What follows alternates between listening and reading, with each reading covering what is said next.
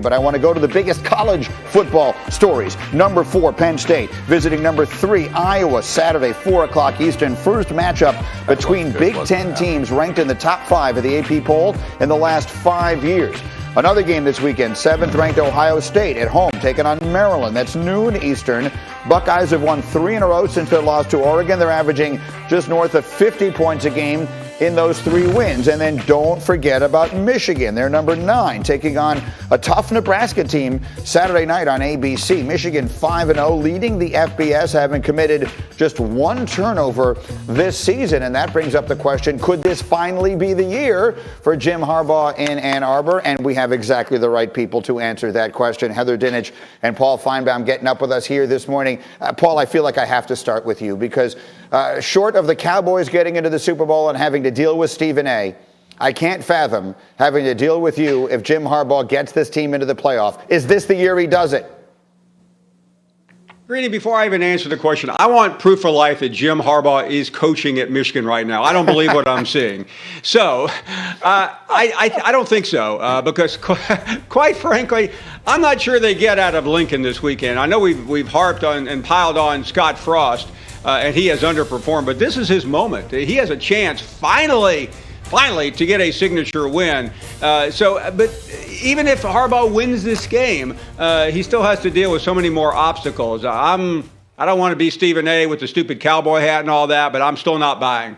Okay, fair enough. We'll see. Heather, how about you? If you look at these teams in the Big Ten, if we had to handicap this thing, is Michigan at or near the top?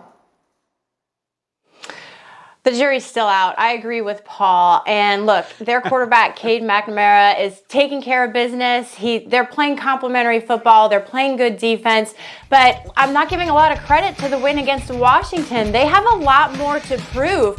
But when you look at Ohio State, they are quietly getting better and making a case for the best one-loss team in the country. Greeny, I was in College Park. I watched Iowa's defense against Maryland on Friday night, and they were so good. Granted, Maryland's offense was so bad with 7 turnovers. I'm still scarred from watching that game. But 6 different players on Iowa's defense snagged interceptions. So I think they've got a real shot at home against Penn State, and I'm so glad those 2 teams are playing this weekend because they need to settle it on the field. I don't know which one of those 2 teams is really better.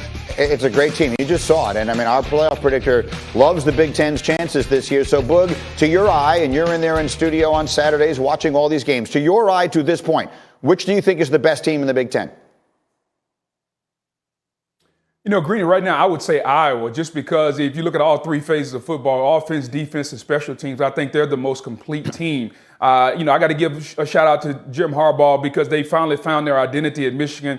They're running the football. Can Cade McNamara make enough plays in the passing game? When the competition gets a little stiffer, we'll see. Penn State, you got to wonder what the offense is going to be like against better teams. I like Sean Clifford, Noah Cain running the football, but when you look at what Kirk Ferentz has done with Iowa, the quarterback Spencer Petras, the tailback Goodson, that defense, Greeny, they're going to be tough to beat. I think right now I would lean toward Iowa, and mainly because I'm not leaving out Ohio State, but I don't trust their quarterback, C.J. Stroud, just yet. To me, he's been very inaccurate. And in big games, when your quarterback is inaccurate, that leads to a lot of turnovers. So I'm going with the Iowa Hawkeyes right now.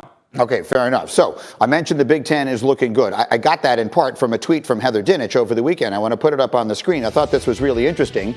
According to our playoff predictor, the SEC and Big Ten each have a better chance to send multiple teams to the playoff than either the ACC or Pac-12 has of sending one team.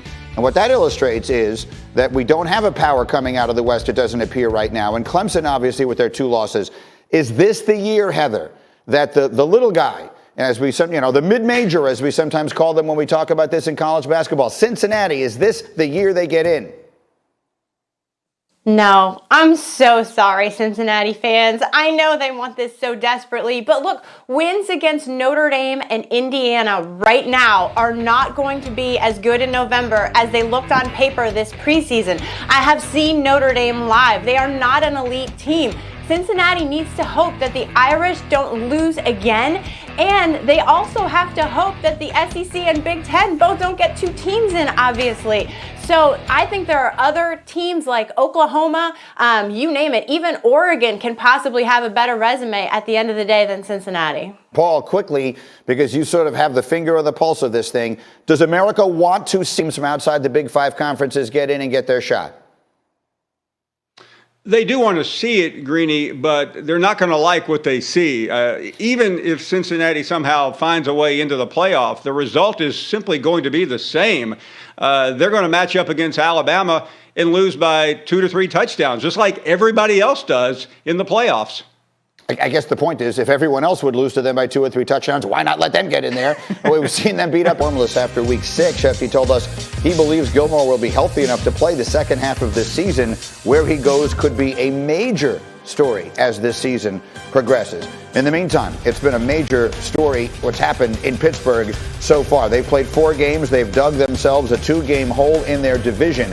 They're trailing every team in the division by 2, and they have the 28th ranked offense in the sport. Yesterday, Coach Mike Tomlin asked about his struggling legend quarterback, Ben Roethlisberger. Is he the best quarterback for this offense? And if so, what makes him that way? Absolutely. What he does and what he's done makes me really comfortable in saying that. What have you seen on film that looks fixable from the quarterback position as opposed to maybe just the fact that this guy can't play at the same level he did 10 years ago? Everything except mobility.